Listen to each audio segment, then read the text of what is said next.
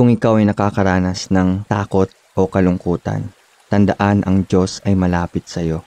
Ang kanyang salita ay puno ng kapayapaan at pag-asa. Ito ang talata sa Biblia na Tagalog na nagpapaalala sa atin na mayroon tayong tagapagligtas na handang magbigay ng pahinga at lakas. Unang Pedro, Kapitulo 5, versikulo 7. Ihulig ninyo sa Kanya ang lahat ng inyong alalahanin, sapagkat Siya ay nagmamalasakit sa inyo. Pilipos, Kapitulo 4, versikulo 6-7. Huwag kayong mag-alala tungkol sa anumang bagay. Sa halip, sabihin ninyo sa Diyos ang lahat ng inyong pangangailangan sa pamamagitan ng pananalangin ng may pasasalamat.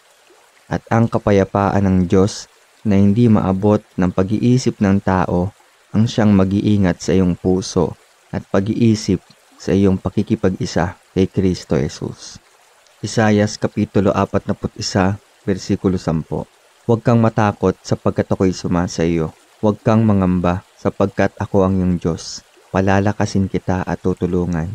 Aalalayan kita ng aking kanang kamay na matuwid. Mateo Kapitulo 11, versikulo 28. Lumapit kayo sa akin, kayong lahat na napapagal at nabibigatan, at bibigyan ko kayo ng kapahingahan. Awit Kapitulo 23, versikulo 4. Kahit na ako'y maglakad sa libis ng lilim ng kamatayan, wala akong katatakutang masama, sapagkat ikaw ay kasama ko. Ang iyong tungkod at pamalo ay umaaliw sa akin. Awit Kapitulo 94, versikulo 11. Nang dagsana ang aking mga alalahanin, ikaw ang nagpuno sa puso ko ng iyong aliw.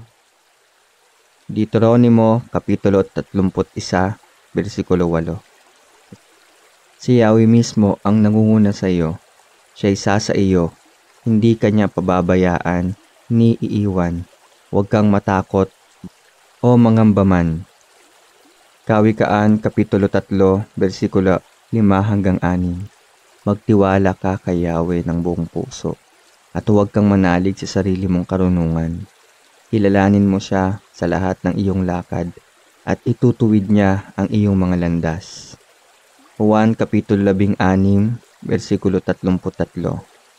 Sinabi ko sa inyo ang mga bagay na ito upang sa akin ay magkaroon kayo ng kapayapaan. Sa sanlibutan ay magkakaroon kayo ng kapighatian. Ngunit magpakatibay loob kayo. Dinaig ko na ang sanlibutan.